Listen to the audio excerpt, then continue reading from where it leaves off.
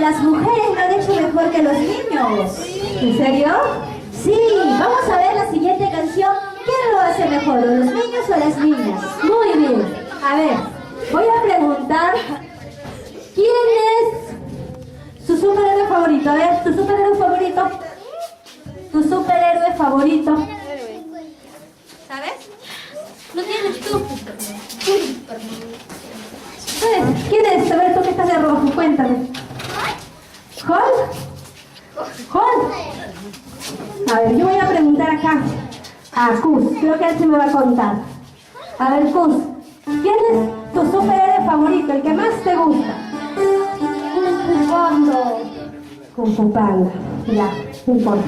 A ver, pregúntale a Core. A ver, Core, ¿quién es tu superhéroe favorito? Super Kang. Kang. No conozco ese superhéroe. A ver, Danita nos va a decir quién es su superhéroe. A ver, Danita, ¿quién es su superhéroe? Ya, no importa. A ver, no, pero nosotros sabemos que tenemos un superhéroe mucho más grande que todos los superhéroes que nosotros podamos conocer. ¿Saben cómo se llama? ¿Cómo se llama?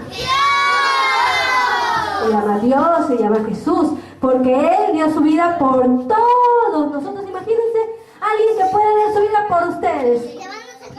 ¿Existe ahorita en la actualidad? No, ¿verdad? Entonces hubo una persona que dio su vida por amor a todos nosotros. Para nosotros Jesús es nuestro superhéroe. Entonces vamos a cantar esta canción. A ver, niños, no se distraigan en algo, a cantar. A ver, no se distraigan.